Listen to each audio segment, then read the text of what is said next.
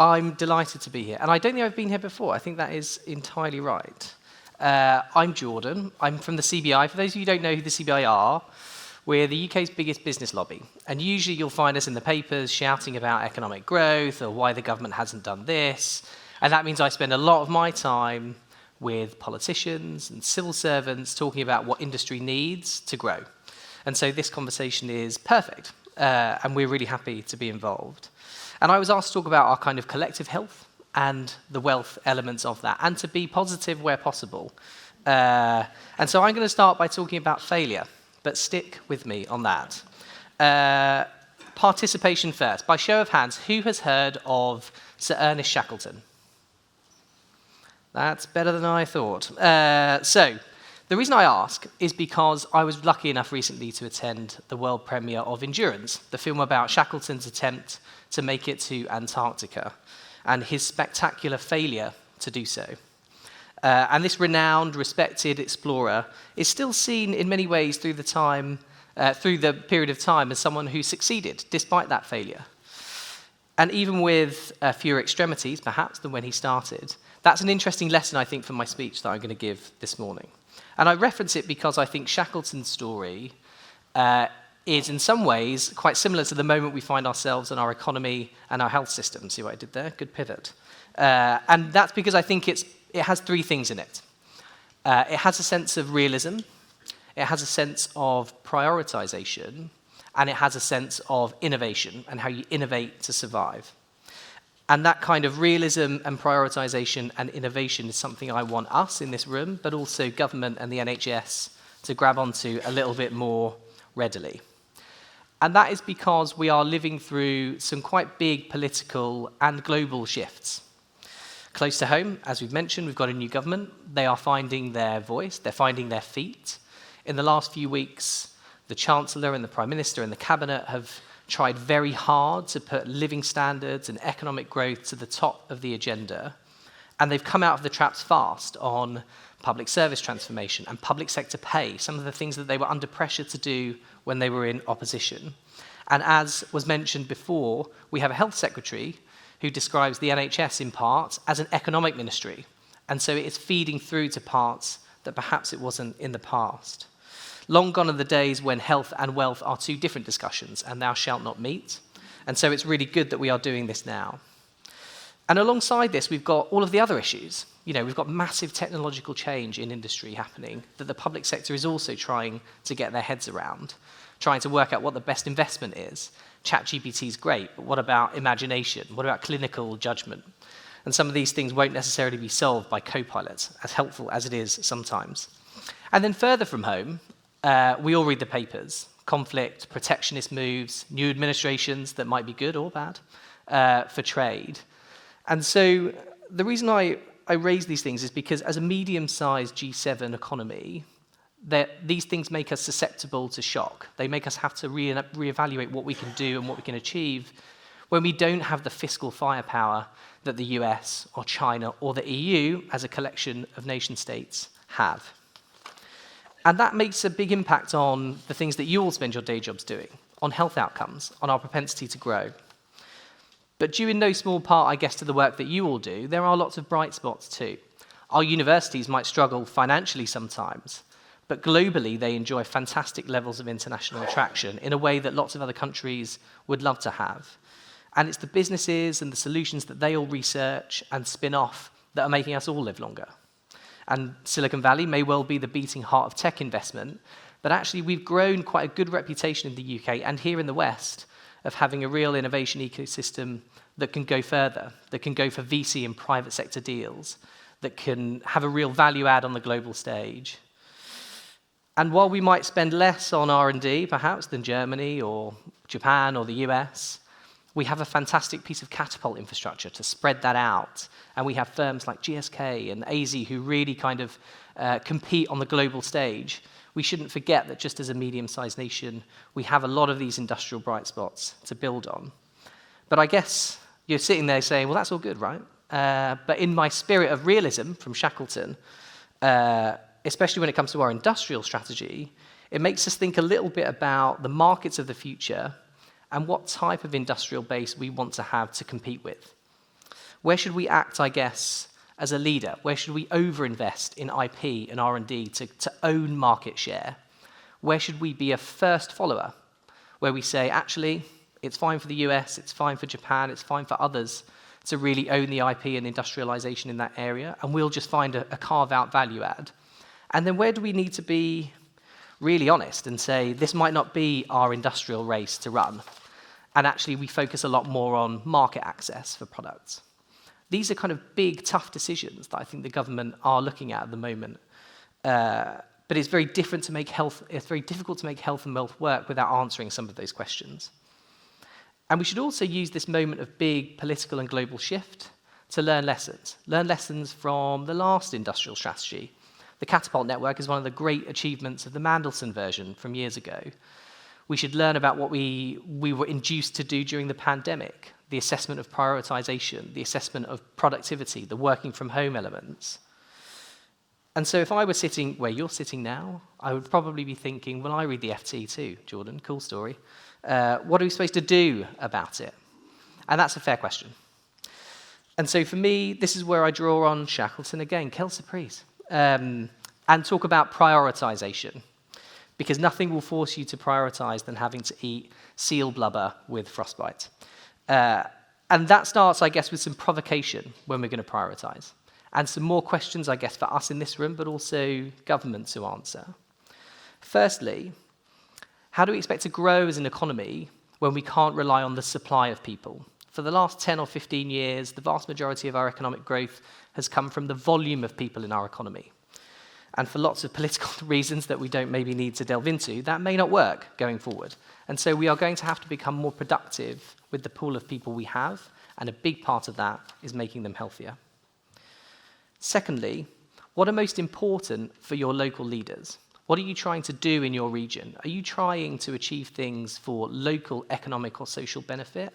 Or are you trying to ladder up to an economic North Star at national level? And that's a really important question because it inspires the teams that you will lead. And those things aren't always the same. Not everyone will win equally from the industrial strategy.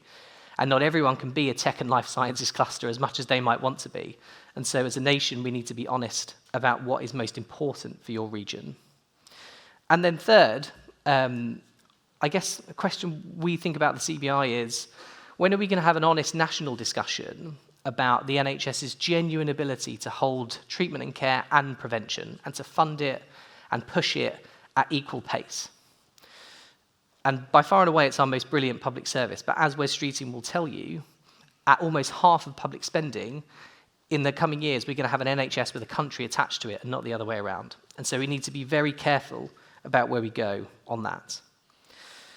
And I think when we're doing this types of exercise, if we could get to a world in which we ditch some of the old language about how do we pick winners and move towards things like picking races globally that we think we can win, that's fantastic for us at the CBI, because it allows us to encourage mayors and businesses and health networks to all get behind a collective goal and not rely necessarily on individual subsectors to have to do the lift themselves.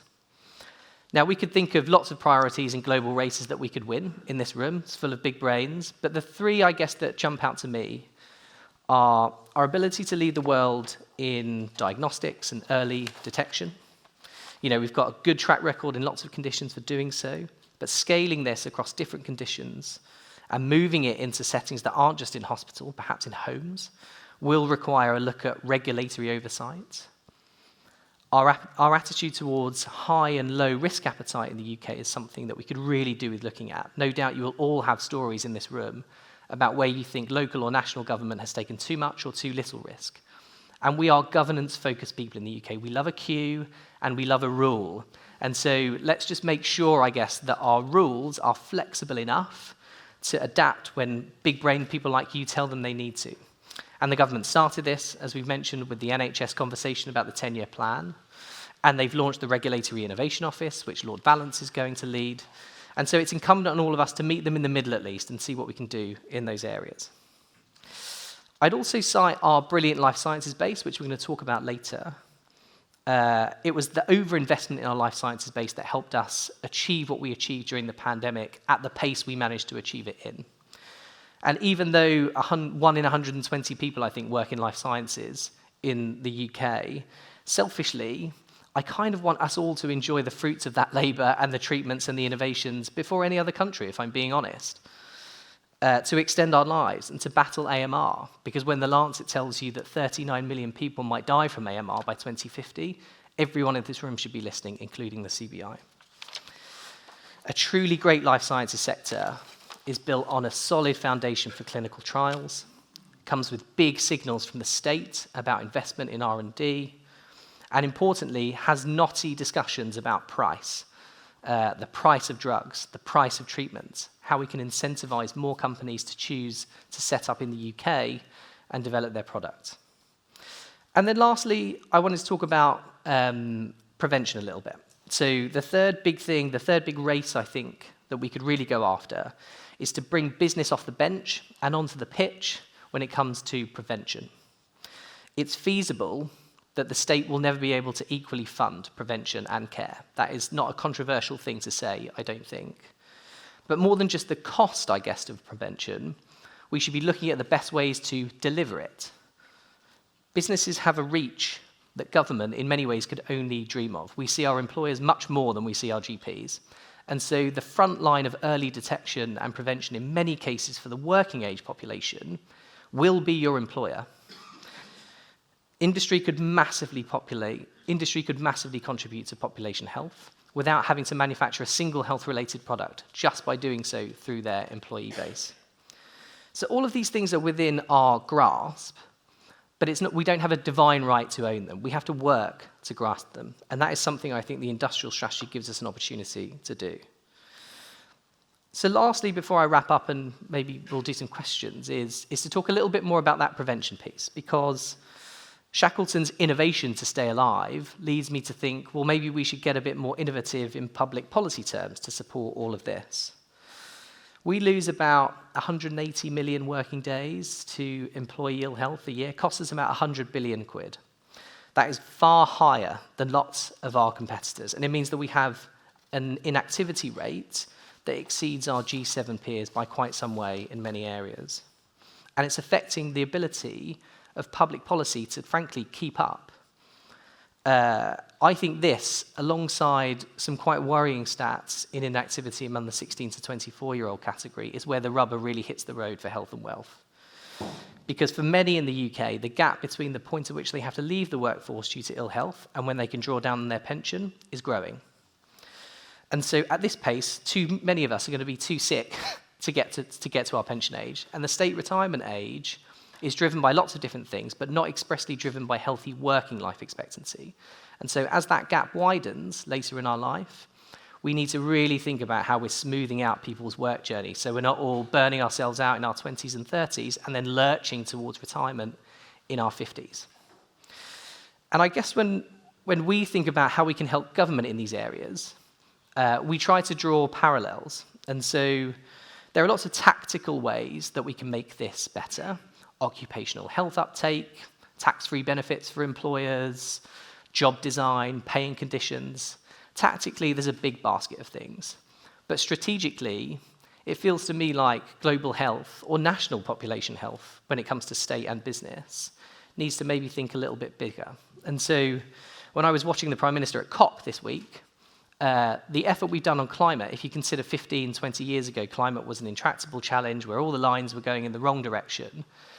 And yet today, everyone knows that 1.5 degrees is the way forward. Everyone turns up to COP, by and large, to talk about how they can help us keep to that. It is a galvanizing, singular thing that we know will determine the success of this existential threat. And so for me, global health doesn't have an equivalent. It doesn't have a common framework. In the UK, we don't have a singular way to scope impact in the way that we've done so with carbon. And so there is a big space for innovation in the public policy sphere, I think, to get us closer to that galvanizing singular point.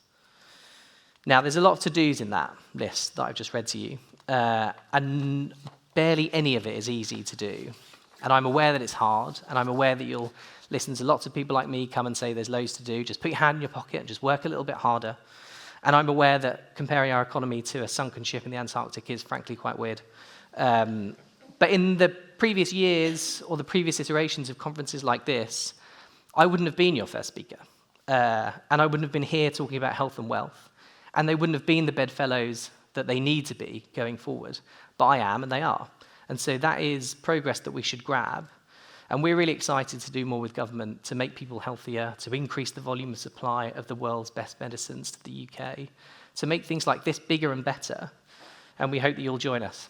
So thank you very much for listening.